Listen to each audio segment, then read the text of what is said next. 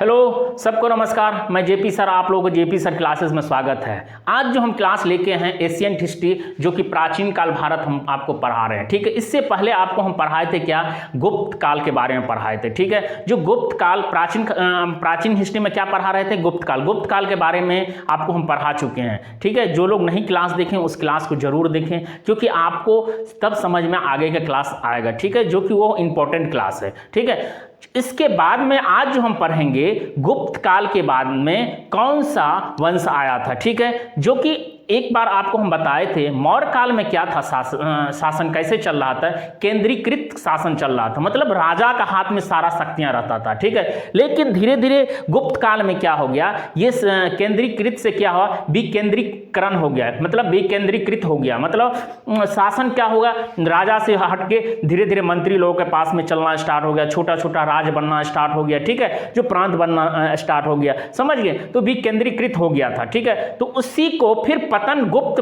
काल जब पतन हुआ, गुप्त साम्राज्य जब पतन हुआ, जब खत्म हुआ, उसके बाद में कौन सा वंश आया था जो शासन किया था। ठीक है, इसके बारे में हम लोग देखते हैं। तो उसके बाद कौन सा वंश आया था, पुष्यभूति वंश या वर्धन वंश के नाम से जाने जाते हैं, ये वंश आया था। तो हम लोग देखते हैं पुष्यभूति वंश कहां से आए थे, कहां सबसे पहले उसने राज्य किया था। ठीक है, तो 6वीं शताब्दी में उत्तर एवं 7वीं शताब्दी पूर्व में थानेश्वर कहां पे पड़ता है, हरियाणा में वर्धन वंश या पुष्यभूति वंश का क्या हुआ था, उदय हुआ था। कहां पे, थानेश्वर जो हरियाणा में है, उस तरफ क्या हुआ था, वर्धन वंश या पुष्यभूति वंश का उदय हुआ था। किसके बाद, गुप्त के पतन के बाद में कौन सा वंश आया था, कौन सा वंश आया था, पुष्यभूति वंश। पुष्यभूति वंश का कहां पे उदय हुआ था, थानेश्वर, जो कि हरियाणा में पड़ता है। ठीक है, याद रखिएगा।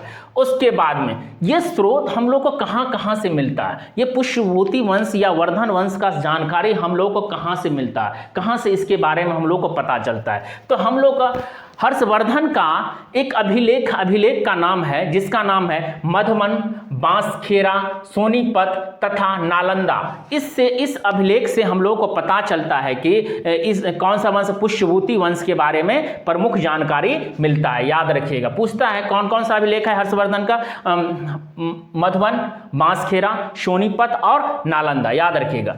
इसके बाद बाणभट्ट जो हर्षचरित और कदम्बरी, जो बाणभट्ट कौन सा पुस्तक लिखा था, हर्षचरित और कदम्बरी। याद रखिएगा, बहुत बार क्वेश्चन आता है, जो बाणभट्ट कौन सा पुस्तक लिखा था, कदम्बरी और हर्षचरित कौन लिखा था, बाणभट्ट ने लिखा था। इससे भी हम लोगों को किससे पुष्यभूति वंश के बारे में जानकारी मिलता है। उसके बाद पुलकेशिनी द्वितीय, इसके एहोल अभिलेख से भी हम लोगों को पता चलता है किसके बारे में, पुष्यभूति वंश के बारे में। याद रखिए, कलहन का जो राजतरंगिणी पुस्तक है, इससे भी हम लोग को थोड़ा, जो कि कलहन राजतरंगिणी जो है, ये एक तरह से जम्मू कश्मीर के बारे में वर्णन है इसमें। ठीक है, लेकिन थोड़ा बहुत क्या है, ये पुष्यभूति वंश के बारे में भी जानकारी यहाँ से मिलता है। तो याद रखिएगा, पूछता है बहुत बार, कलहन द्वारा जो कौन सा पुस्तक रचिता है, कौन सा है, तो राजतरंगिणी। याद रखिएगा, बहुत बार क्वेश्चन आया हुआ। ठीक है, इसके बाद पुष्यभूति वंश या वर्धन वंश का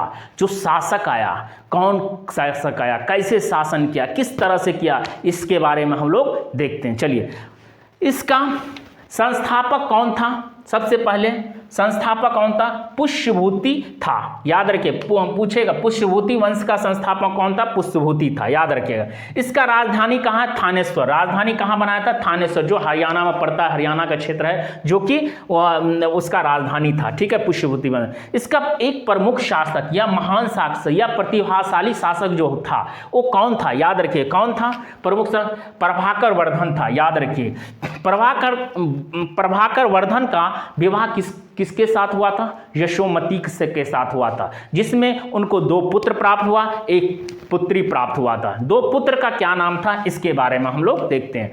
पत्नी यशोमती से 2 पुत्र हुआ था, जिसके राजवर्धन के नाम से जाना जाता है और हर्षवर्धन के नाम से। याद रखिएगा। ठीक है, और पुत्री का नाम क्या था, राजश्री था। याद रखिएगा, बहुत बार क्वेश्चन आता है, जो उनके जो पुत्र का जो प्रमुख पुत्र कौन कौन था, तो राजवर्धन और हर्षवर्धन। याद रखिएगा। ठीक है, किसका पुत्र थे, प्रभाकर वर्धन का। ठीक है, याद है। और पत्नी का नाम क्या था, प्रभाकर वर्धन का, यशोमती। बहुत बार क्वेश्चन आया। ठीक है, इसके बाद उनका पुत्री क्या था, राजश्री था। ठीक है, क्या हुआ था, जो एक बार युद्ध हुआ और राजश्री का विवाह किसके साथ किया गया था। ठीक है, राजश्री का विवाह कन्नौज के मौखी राजा ग्रह वर्मा के साथ शादी किया गया था। किसको, राजश्री का किसके साथ किया गया था, ग्रह वर्मा का। याद रखिए, ऐसे आपको नहीं याद रहेगा तो ग्रह से याद रखिए, जो ग्रह लग जाता है ना उसी का शादी किसके साथ हुआ था, राजश्री से। याद है, तो ग्रह वर्मा से शादी किसका हुआ था, राजश्री से हुआ था। ठीक है, मालवा शासक देवगुप्त ने ग्रह वर्मा को हत्या कर दिया था। उस टाइम मालवा का शासक जो था कौन था, देवगुप्त था। उसने क्या किया, ग्रह वर्मा जो राजश्री का क्या था, पति था, उसको क्या किया, उसने हत्या कर दिया। तो उसके बाद में राजश्री क्या हो गया, विधवा हो गई। तो राजश्री को क्या कर लिया, वहाँ पे जो देवगुप्त जो था उसने अपना बंदी बना कर रख लिया। ठीक है, अपना वो कारागार में डाल दिया। किसको, राजश्री वर्मा को। तो उसका जो भाई था, क्या था, राजवर्धन को ये पता चला जो मेरे बहन को उसने क्या किया है, क्या किया, बंदी बना के रख लिया। कौन बना कर रख लिया है, वहाँ का कन्नौज का राजा कौन था, मालवा का शासक कौन था, देवगुप्त। देवगुप्त ने क्या किया, ग्रह वर्मा की जो ग्रह वर्मा जो थी उसकी हत्या कर और उसकी जो पत्नी थी क्या था, राजश्री को उसने क्या किया, बंदी बनाकर रख लिया था।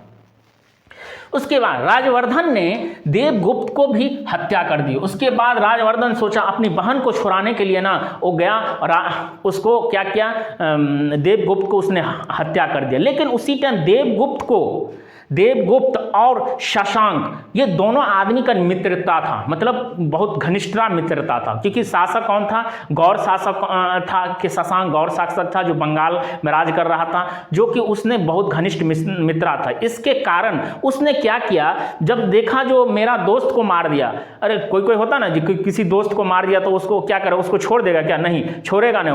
वो भी क्या किया, शशांक ने भी क्या किया, राजवर्धन की हत्या कर दिया। ठीक है, जब वो यदि देवगुप्त को हत्या किया, कौन किया था, राजवर्धन, याद रखिए। लेकिन राजवर्धन को कौन हत्या कर दिया था, शशांक कर दिया था। याद रखिए, शशांक ने धोखे से राजवर्धन को क्या कर दिया, हत्या कर दिया। कितना, 606 ईस्वी में। याद रखिए, बहुत बार क्वेश्चन आता है जो शशांक ने राजवर्धन को कितना ईस्वी में हत्या किया था, तो 606 ईस्वी में किया था। याद रखिएगा।